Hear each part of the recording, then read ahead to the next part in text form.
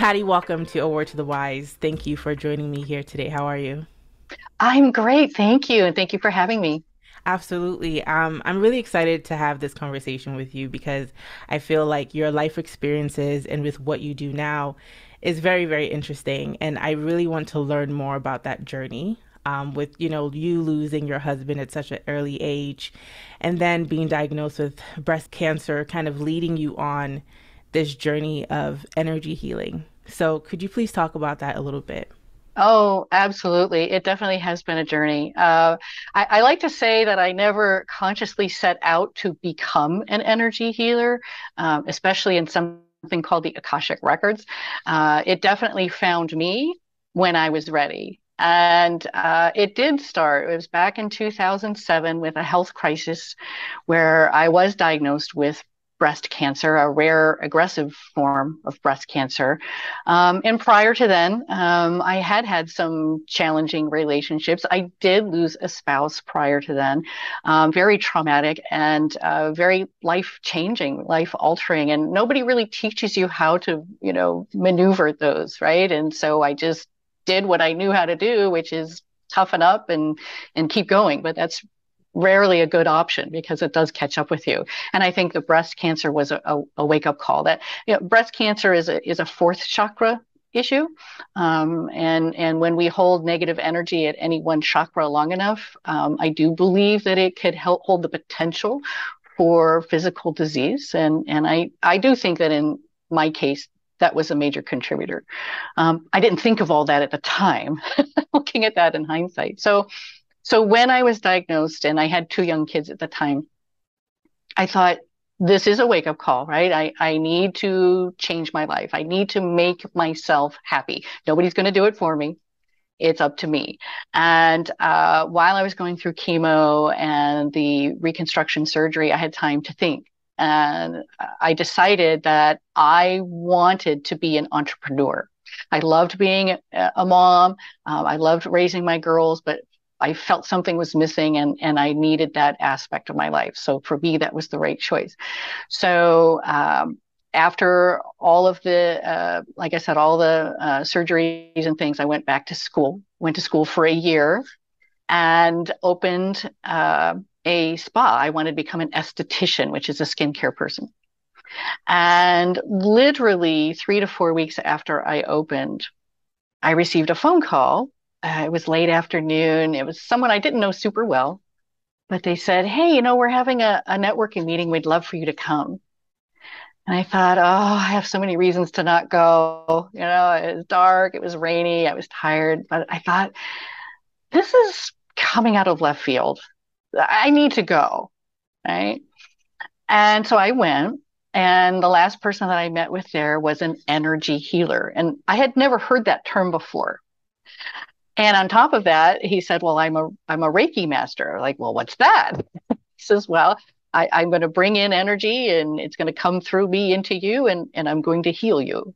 And I just thought, okay, I thought it was silly, actually. Uh, but I indulged. Right? I said, okay, I'll have a short session. Why not? And I was very skeptical the whole time. But the next morning, I was blown away with how good I felt. Even after just that short session, I was revitalized. I had so much more energy. Some residual pain that I had had from the surgery was gone. And I thought, oh my goodness, I have to do this. This it like fits my model, right? I've got someone in a nurturing, beautiful, restful place for a little while. Why would I not want to do that? So I sought out certification in Reiki. I ended up going through all the way up to master and even taught it for several years. But I did start out at just that level one and I added it to the treatment sessions. And my clients were just as blown away from what they were receiving as I had from my original session. So then it just opened the door. I did it more and more, and it led to past lives and Akashic records. So that was how it found me. I didn't go seeking it. When I decided that I wanted to be empowered and to be happy and in charge of my life, it showed up. And I think that's how the universe works. Absolutely, that's how the universe works. You mentioned a lot of great things there that I kind of want to touch on a little bit. Mhm. So I think it's interesting that you mentioned the fourth chakra. And I know Yeah. that chakras, I mean, I know that for you to be an energy healer, you work a lot with the chakras. Could you just kind of define what the chakras are and what each chakra kind of means or where it is in your body? Sure, absolutely. So chakras are like energy centers of the body. They're part of what's called the subtle body energy system, and they're called subtle because you can't see them. But they are energy centers. They're like vortexes. They bring in universal energy that we're always receiving. While we're in a physical body, we're always receiving energy from source, and it comes in through our crown chakra. So there's seven main chakras of the physical body that most people are familiar with. So it's that it enters into that crown chakra, which is the seventh chakra. That's the one we use for our connection to something bigger than ourselves, a divine connection of sorts. It's also the chakra that we use to feel empowered to reach our goals. And so that energy, dictates the flow of energy at the top of our head, and then it goes down to our sixth chakra, which is our third eye, which is our intuition, our clarity of our path and our purpose, and also for clairvoyancy, if we have that gift available to us, and I think we can all develop that. And then it moves down to your fifth chakra, which is the throat chakra. And that's our communication, how we express ourselves to the world and to ourselves. It ends up being our self talk, which is just as important. And then it moves down into our fourth chakra, which is the heart chakra. And it speaks first to self love and how we feel about ourselves. And that gets reflected in all of our relationships. And then it moves down to our third chakra, which is the solar plexus. That's our confidence, our self esteem, where we see ourselves in the world and motivation. Down to our sacral chakra, which is the second chakra. That's our abundance, creativity. Of course, sexual energies reside there. And then the root chakra, which is the base of the spine. That's our safety or security. It's the first chakra to develop in childhood. So if that connection is interrupted, that can create its own kind of ungroundedness and security and abandonment issues, things like that. And so ideally, that energy flows freely through each of those chakras, which we are in charge of. Once we receive that energy, it's up to us and our free will choices to direct energy to those chakras. And we can create an imbalance in our system anytime by focusing on negative energies or things that don't serve us, like anxiety, fear, self-doubt, anger, jealousy. I mean, you name it, any host of negative energies. And it's not like we're never going to ever feel those things, because that's part of what makes being human exciting, to be able to experience all the different emotions that we have. But it's really up to us to work through them, to work through our negative emotions, and so that we can empower ourselves to create our joy and abundance here on earth. And we need energy, vital force energy, to do that. So when we align to our gifts, when we align our energies for our highest good, that's when we open and maximize the flow of our energy. Beautiful. You explained that so well and so succinctly. Thank you. So you mentioned kind of doing energy healing, which is kind of like a balancing of the chakras with the Akashic records. Now, Yes. I know what the Akashic records are, but a lot of people are not familiar with that. One, could you define what the Akashic records are and how you tap into the Akashic records to help strengthen your energy healing methods? Absolutely. So the Akashic records, you can think of them as like a database, an energetic database.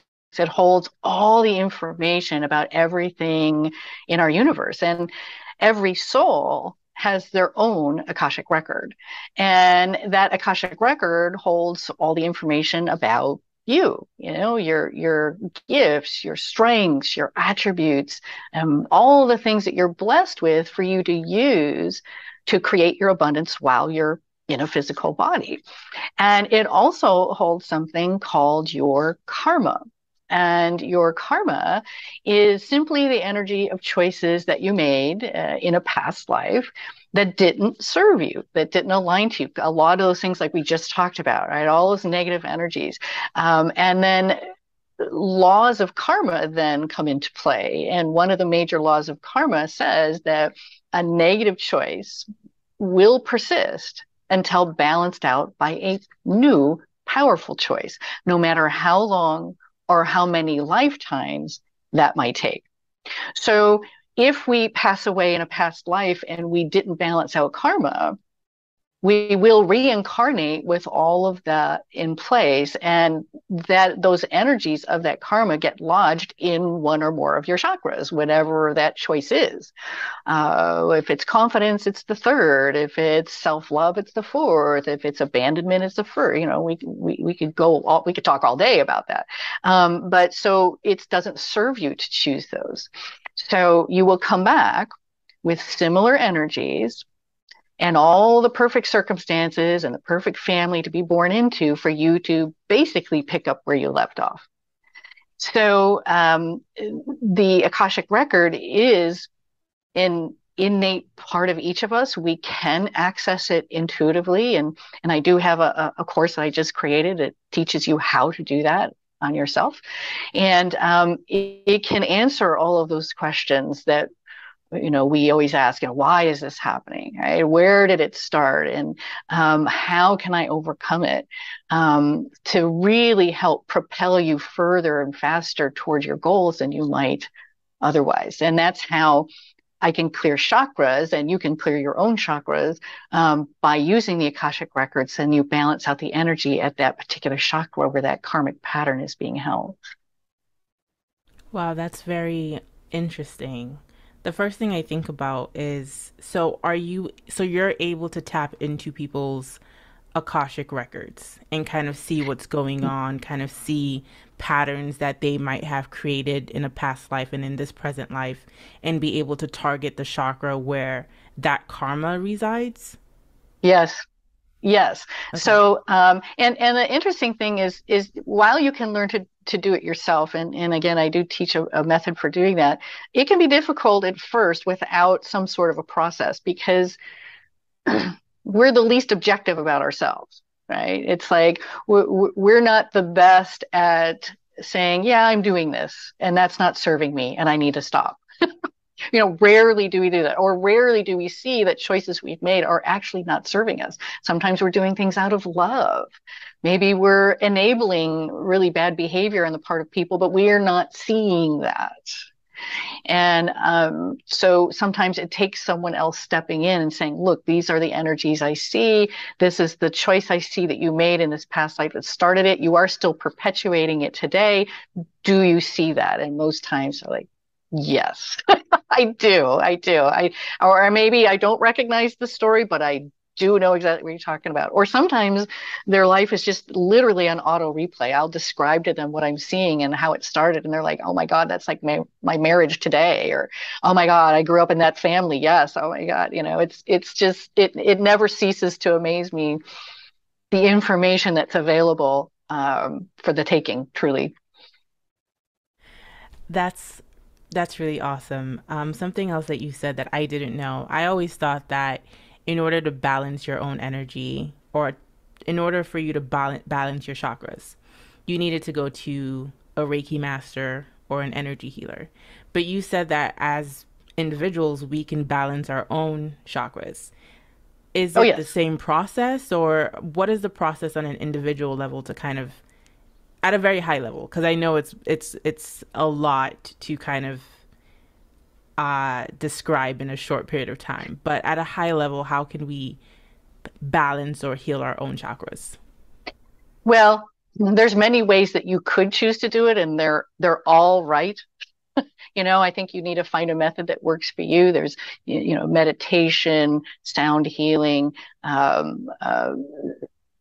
Reiki, self Reiki, if you know how to do it.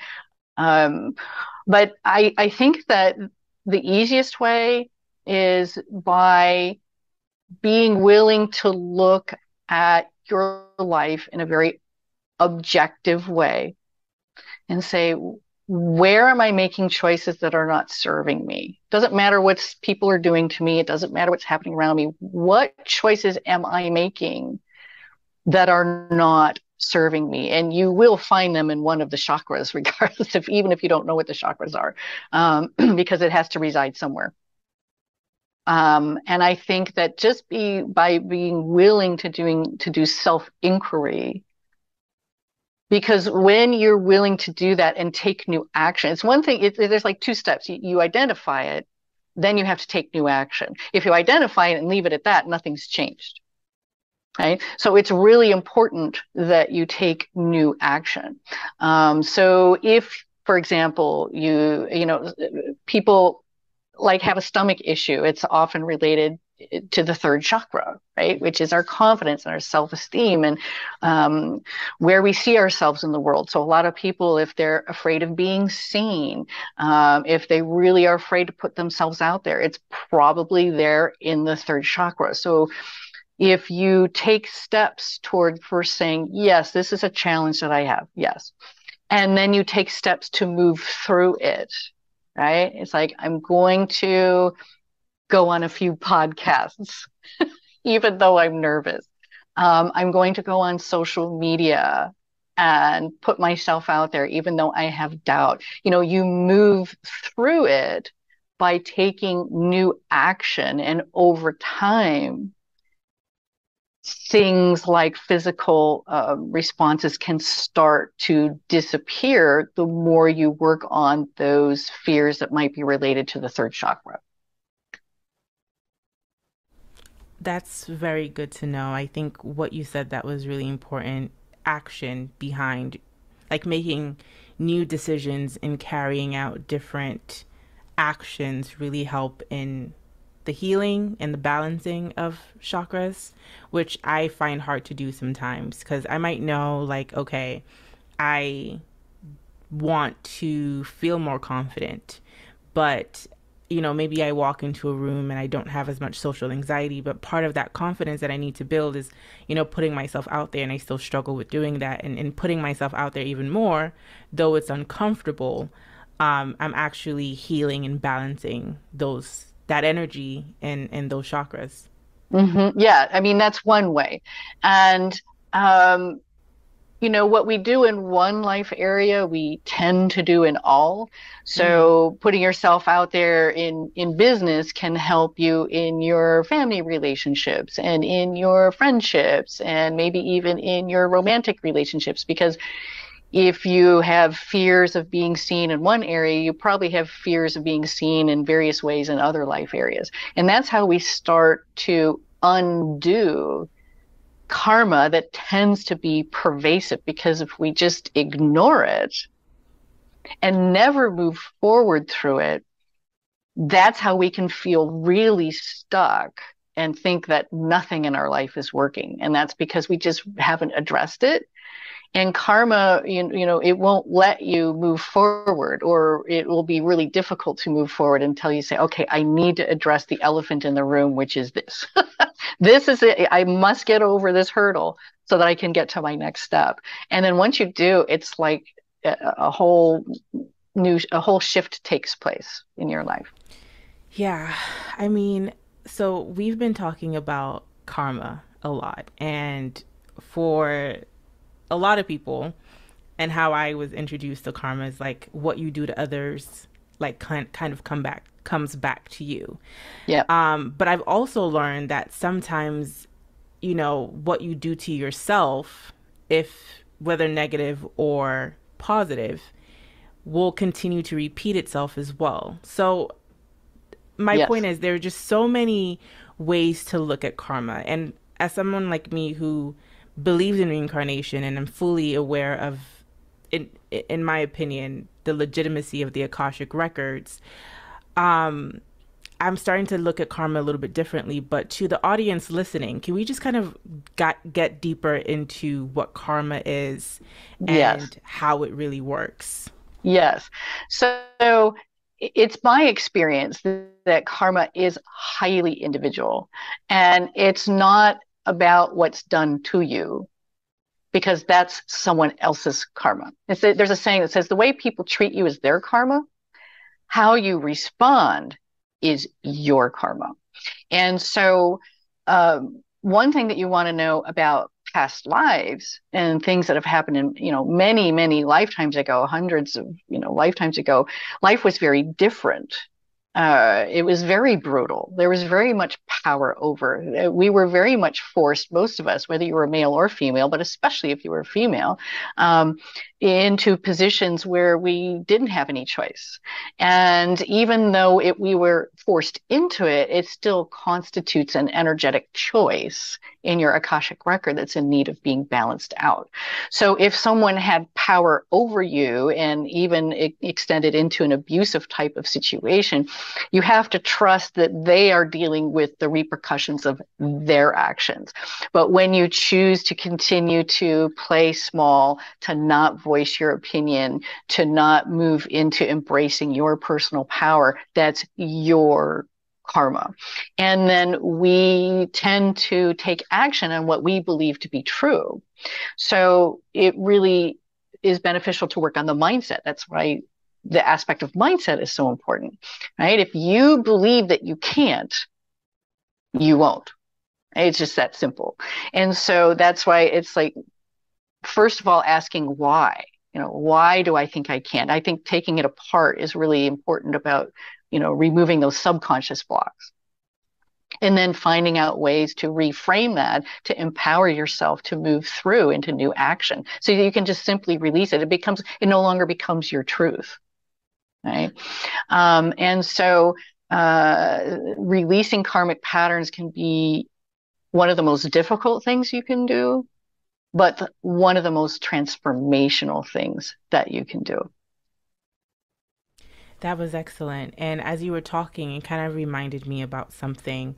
I think I was listening to Dolores Cannon. I don't know if you're familiar with her work. Oh, I love her. I love her. She's no longer with us, but I was Yeah. listening to her, and she conducted thousands of past life regression, and something that she kind of learned throughout the process when it comes to karma and why a lot of people are stuck in karma loops is because people struggle with forgiveness, right? So something that you said with, if somebody does something to you, that's their karma, but how you respond to it is your karma, right? So the way I was Yes. thinking about it was, if someone were to slap me, that's their karma, but if I'm holding on to the pain of that slap, I might continue to relive that experience because I haven't let it go, right? Correct. So that was a very interesting piece when you talked about the fact that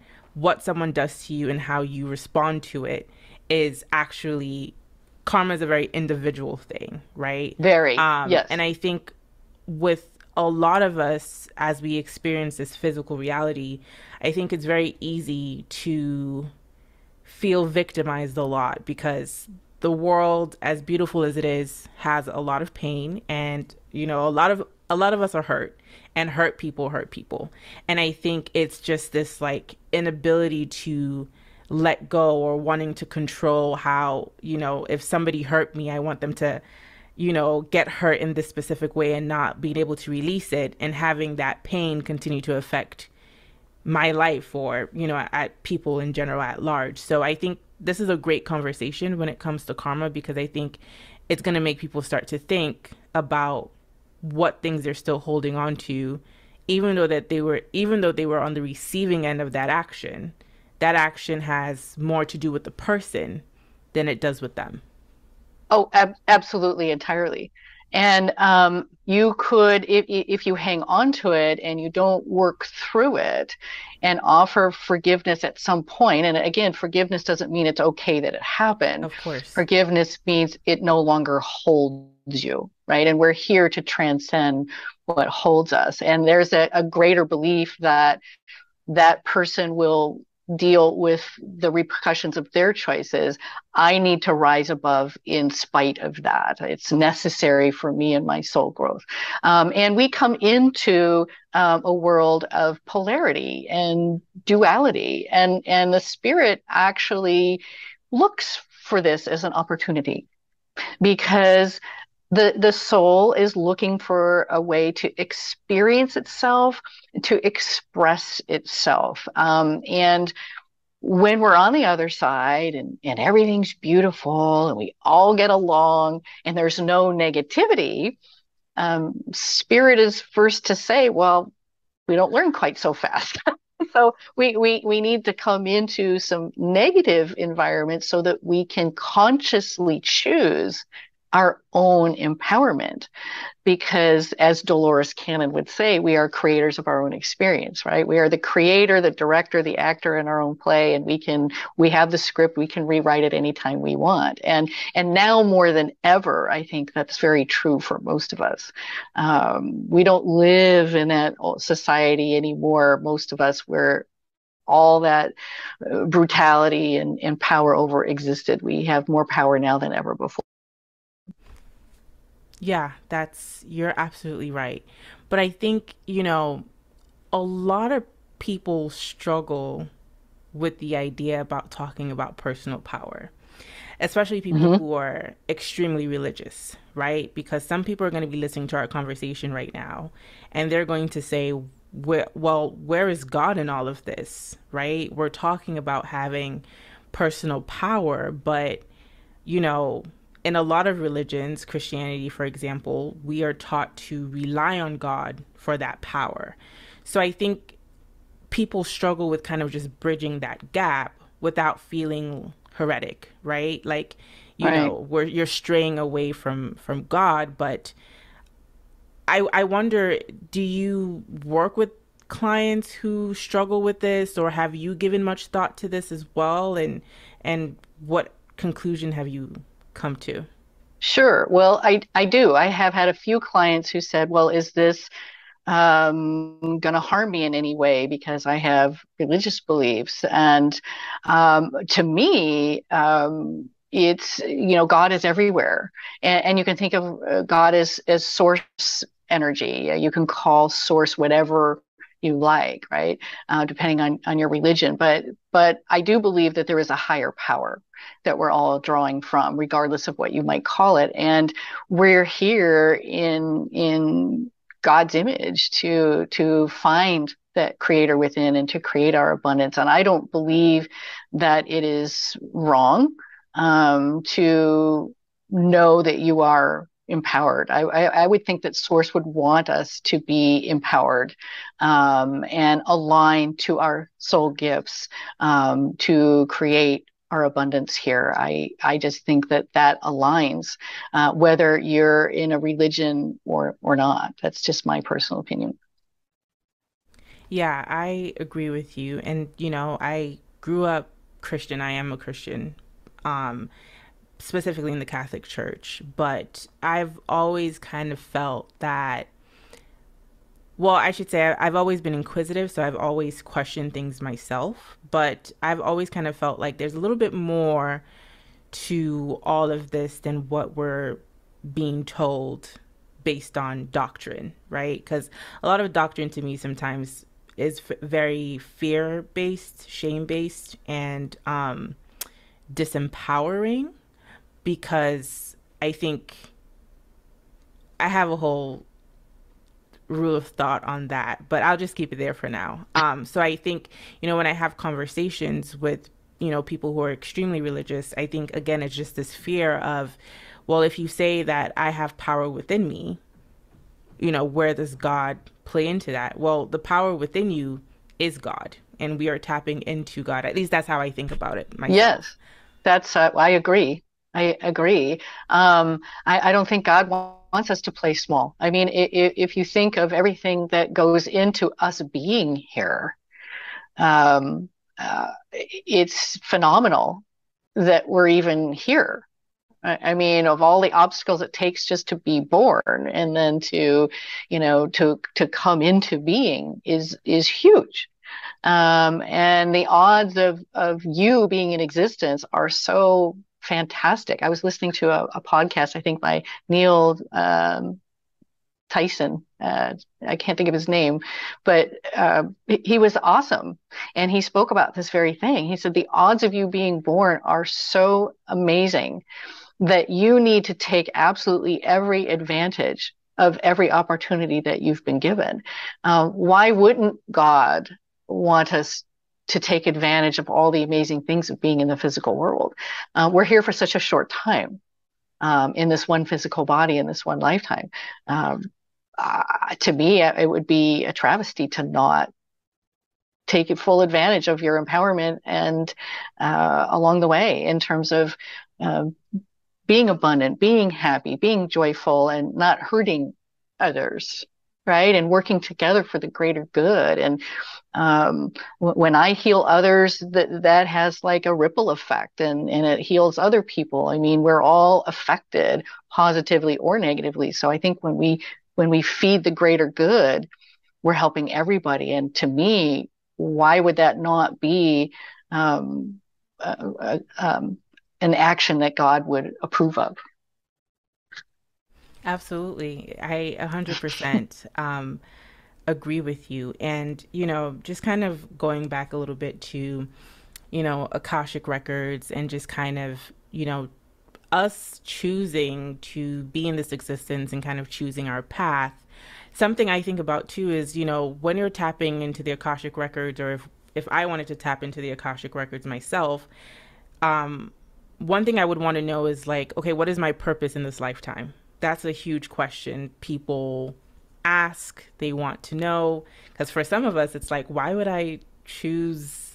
Like, why am I here, right? Like, what is the purpose of my existence? Do you explore that with clients, and how do you think about that? Absolutely. I do get asked, in particular, they either say, what's my purpose or what should I do for a career? And sometimes people align those two, and it's not wrong.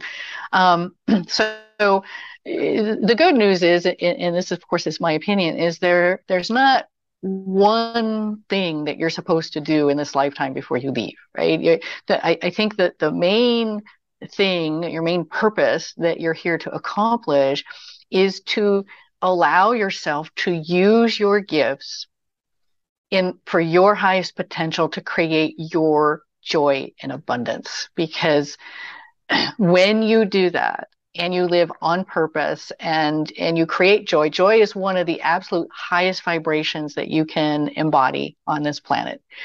And it's very individual for each person. So when you allow yourself to use your gifts, that's where abundance flows. That's where ease comes in.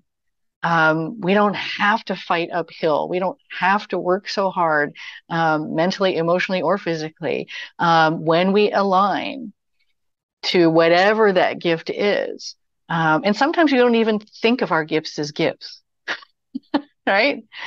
You have a gift of communication. All right. And you have a passion for helping others with their emotional bodies, perhaps. And so you've chosen to take your gifts and express them in this way right now. What a beautiful thing. Right. And you're sharing this with so many people who are listening to this and who are going to benefit from it because you made that choice. How wonderful is that, right? And then you can shift and move with that, and you never know where this is going to take you. So I think your path unfolds as you lean into it, kind of like I described for me. I didn't set out to do this. I had no clue I could do this. I took a chance. And, I downplayed a lot of my gifts for years. I didn't know I was going to write and speak. I didn't know I was intuitive. I just did it. And, lo and behold, it turned out to be something that I love to do, that I am constantly energized from it. I love it. I just absolutely love it. And I get to heal hundreds of people all over the world for the last several years that I've been doing this. So I think I've tapped into my purpose, and then my purpose can carry me wherever I want it to go. I love what you said there. It's about kind of taking action that speaks to what you're passionate about and then having your purpose unravel because, yeah, you're right. Purpose can fall into different pockets, and depending on what season of your life you're in, you might have a different purpose. So, thank you for sharing that. And also, thank you for kind of calling out really the intention behind this podcast that I've never put into words when you talked about me kind of wanting to help people heal their emotional bodies. And I was like, yeah, that's exactly what's driving this. And I struggle with putting that into words sometimes, but you did it so simply that I'm like, Ah, why have beautiful. I never thought to say those words that way? Um, There you go. yeah. So yeah, that was spot on. And speaking of emotional bodies, again, going back to the healing, so let's say someone like you and I who were constantly having these types of conversations, we're constantly in this space. And I can say for myself that I'm constantly trying to figure out how to unblock chakras, whether most of the time unintentionally because I'm not actively thinking like, oh, I'm unblocking the chakra. But I will say I've gotten to a point where I'm a lot better at managing my anxiety and, my triggers. But they still come up intensely sometimes. And I struggle with releasing, and I find myself kind of going back into negative patterns. What do you say to people as a form of like encouragement on how to kind of release those things or overcome triggers that keep coming up? Because I get hard on myself because I'm like, I thought I I thought I healed this. I thought I was past this. I thought I was on the next level, right? And here I am again, a couple years later, getting triggered by something that I thought I let go of a couple years ago. Right. Well, and that's a funny thing about karma is, like I said, it weaves itself throughout your life, and you have to undo it in all areas of your life. And depending on where you're at in your life, it might be appropriate to address something again that was maybe buried, and it just needed the opportunity to come up. And so, healing emotional triggers is one of the big parts of my online course because you know knowing what your karma is great, and taking new action is great, but as you do that, we're emotional creatures, right? And we think and we put ourselves down the rabbit hole with our thoughts, and we have triggers. So we're this walking complex energy at all times, and we can't just heal one thing without looking at the other three, mental, emotional, spiritual, and physical. That's the four aspects of you. And as emotional creatures, we will have emotional triggers. And I like to look at triggers as opportunities, right? So anytime you feel a trigger, rather than getting really hard on yourself, say, this is an opportunity to heal. Bring it on. What can we do? And most of our triggers are unconscious and subconscious. It's a reaction that we had when we were kids, or that we were just conditioned to have because of where we grew up in our family. And it's just, quote, how we are. Well, now that we're an adult and we have the capacity to really think through logically and rationally, we can start to pick it apart. So whenever you feel that trigger come on and you say, aha, this is an opportunity, you can put space, right? Rather than going to that automatic reaction, count to 5, count to 10, whatever it is, breathe and say, okay, this is that old trigger coming on. Why? What is it about this situation that's making me feel X, whatever it is? And where did it come from? And then you start to think, where did it come from? Because it's really good to know. When you know why, then you can have power over it. So it's like, yes, this is a learned pattern from struggling with my mom or whatever it was. Okay, so I see where it started.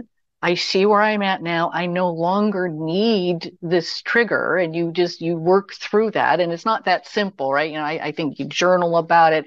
I think you process it. I think you have to allow it to come through. Just ignoring it is not an option, right? So let's work through it, however long it takes, and say, I now pick a new empowered response instead. So instead of being angry, I choose to be grounded, let's say, or calm, or whatever it is. And you say, instead, I choose this. And so to have an empowered, grounded response, I it would help if I could say this, or if it would help if I could do this. And that's where you need to really work through, because we want to go there.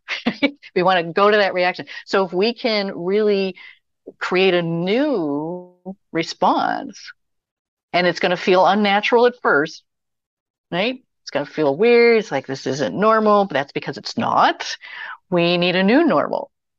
And the more times you do that, that becomes your new normal response. And that's how you settle the nervous system.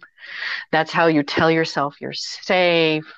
That's how you remind yourself of how you just got through that. And over time, your body forgets the old trauma and you replace it with a new. Now, of course, I'm simplifying it. It's a different length of a different journey for everybody, but that's the type of process that I used for myself, and that's what I use and teach others. And some are easier to overcome than others. Absolutely. I can imagine. I'm curious, do you work with people who have certain mental health disorders like bipolar or schizophrenia? Because I'm not a mental health professional.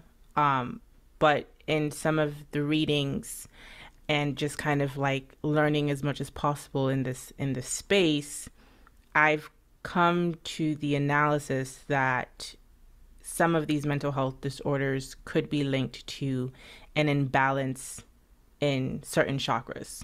So I just Yes, wanted to know if you work with clients who struggle with those type of mental health disorders, sure. and have you seen them have significant improvement to a point where it's almost been reversed? Because I think, in the world that we live in now, it's kind of like once you've been diagnosed for bipolar, that's you have that forever. And I just kind of wanted to see what your experience has been on that, and what are your thoughts? I've worked with some people that have OCDs, even some forms of PTSD. I also had a couple of clients who were on the autistic scale. I have not worked with someone who's bipolar or anything like that. It just has not come across, it hasn't been an opportunity. But I think that it's really important that the person understand that they are fully at choice, that they are able to make good choices for themselves, because this work is highly individual. It's all about them knowing that they are empowered to make a new choice. Um, so I'm not sure how I might deal with something like that. Now, in the cases where I mentioned before, OCDs, PTSDs, things like that, I did work with the parent of the person, because the actual client that I had was a dependent. Right? They were either a child or they were an adult child under their direct care. So I would work with the parent, um, and of course tell them, continue working with your providers. I am not a medical person. I am not a counselor. I'm an energy healer. So I do believe that I can find some root cause reasons for why this is happening, so that you can understand why your child is dealing with this, and how, to the point that they understand, you can share this with them and say, this is where it might have started. This is what's contributing. Sometimes there are some soul fragmentation issues that can help heal and ground somebody. That can definitely contribute to overall. Um, so I do think that it has a place. Energy healing has a place in those types of diagnoses, but it definitely, as a supplemental, definitely don't want to cross over into any kind of medical type work for sure. But I think it can help. Thank you for that. I really appreciate that. That's been a question that's, been on my mind, and I was, kind of curious about, because I know that there are many Sure. ways to heal people. And sometimes, though the medical institution has a lot of ground to stand on, I just think that sometimes alternative paths to healing can be just as successful, if not more successful. Absolutely. And I kind of wanted to add in here too that um, I do believe that sometimes a soul will choose to have a life experience like the experience that you're describing in order to learn something, in order to clear karma, or to help others around them learn a lesson. You just really never know why someone is experiencing something. And that's really the magic, I think, of the Akashic records too, because we only see this one current lifetime and what they're dealing with. It's like you don't know where they started. You don't know what they're trying to overcome, and you don't know what lessons they chose to be in this lifetime.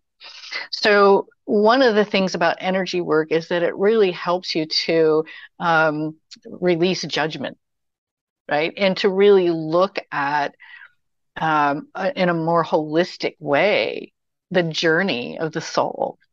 And this is how they're presenting themselves in this particular lifetime. And it could be for really amazing reasons that we have no way of understanding, just by looking at this one little sliver in their whole entire soul journey.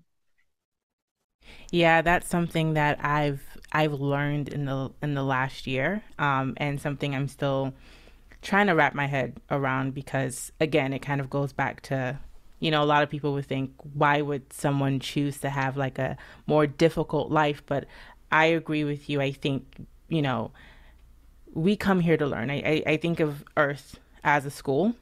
And it's really allowed me not to take a lot of things personal. And like you said, just, looking at triggers, trying to dissect, where is this coming from? What am I supposed to be learning? Why am I making this decision? Why is this in my head? All of that. So I agree with you. Sometimes people do choose to have that experience, to teach others things around them, and Yeah. as well as, teach, I guess, teach themselves things on their soul journey as well. Yeah. So, Yes. yeah, I think that's spot on. I want to talk about your book, my book. Intuitives. Yeah. Intuitive speaking her truth. Yes. That is a book. It's a multi-author book, so I did contribute to that one. Okay. And that was another interesting synchronicity that came about just at just the right time. The publisher of that book actually found me, and she said, "I'd love for you to share your story." And it couldn't have been better timing because I think I was just embarking on taking back my personal power. That whole book is about learning to speak your truth. And ever since then, my theme, whether I want to or not, has been speaking my truth in one way or another.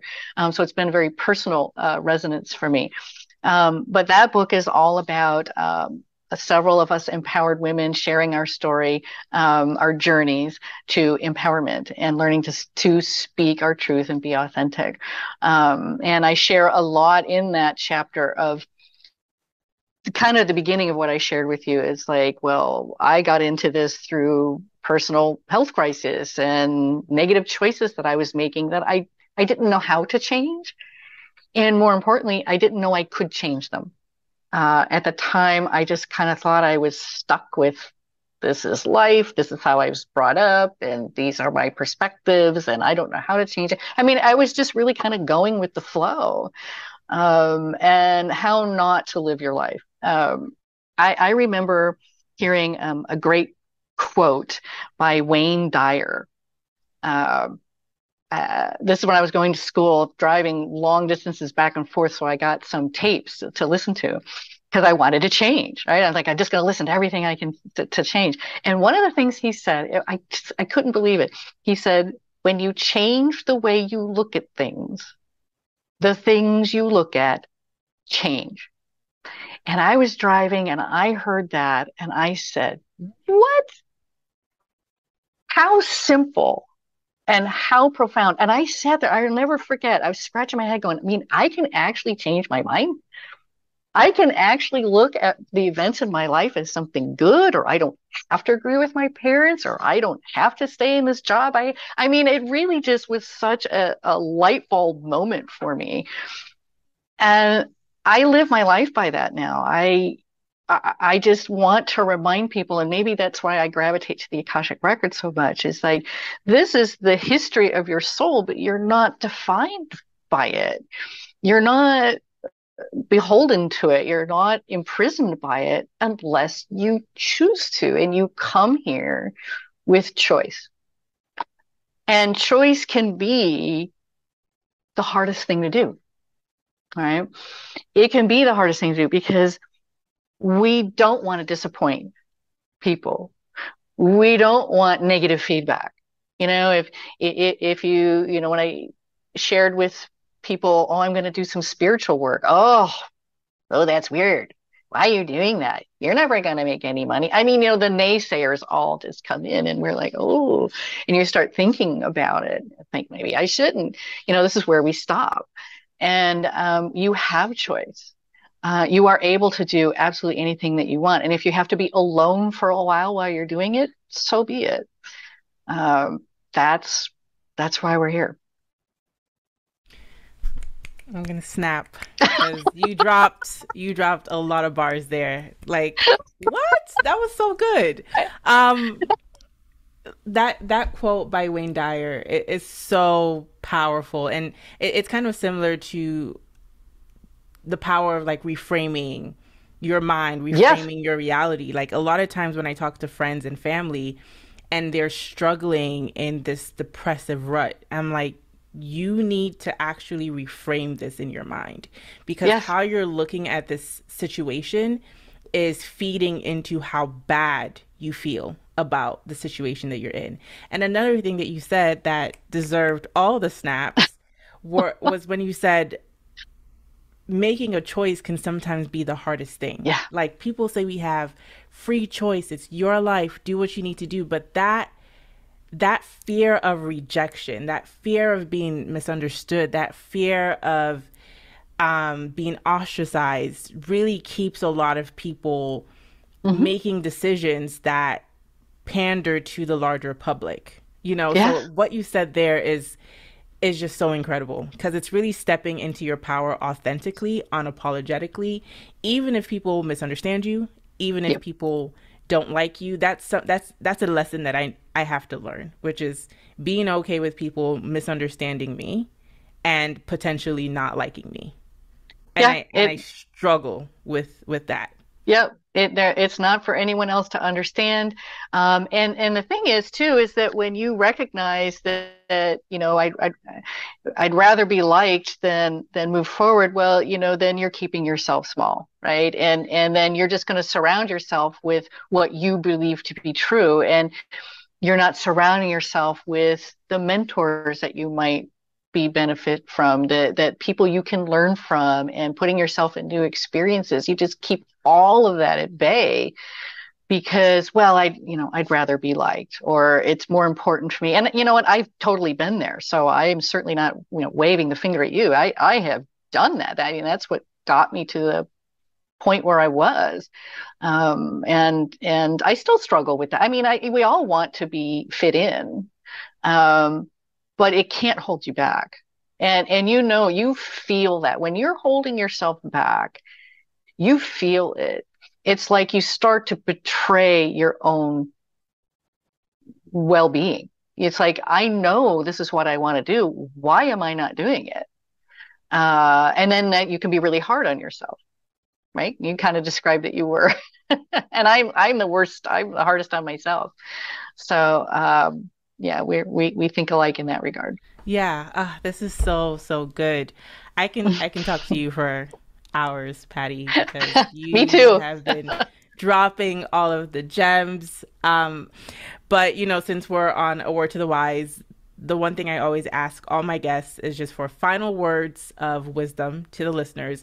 You've dropped so many words of wisdom that if you can find anything else in your back pocket that you kind of keep with you as you go through life, I would love to hear it. Sure. I guess just a reminder that, we are all meant to live happy, joyful, abundant lives. And that looks different for everybody. And so you want to give yourself permission to say, I choose to be joyful and abundant, and remind yourself of all how far you've come. I think people that are really hard on themselves, it's like, well, let's just take stock of where you've been and where you are. And then you'll see what the awesome, badass that you've become that you just aren't giving yourself credit for, right? And remind yourself of how far you've come, and that you can do anything that you set your mind to. And even though it might be scary, move through it. The freedom and the abundance you look for is on the other side of that. Great way to end the episode, Patty. Thank you so much for stopping by the show again. If people want to learn more about you and kind of read your columns and works that you've authored, where can they find you and find your work? Absolutely. I think the best place is my website, which is pattyoliver.com. That's Patty Oliver.com. Patty can be spelled lots of ways. I'm the old-fashioned way. I'm also on social media as Patty Oliver Energy Healer. And I, the book that you mentioned, Intuitive Speaking Her Truth, is on Amazon. You can Google that. So lots of ways to reach out, and I'd love to connect. Thank you, Patty. Thank you for Thank you. By. Thanks for having me.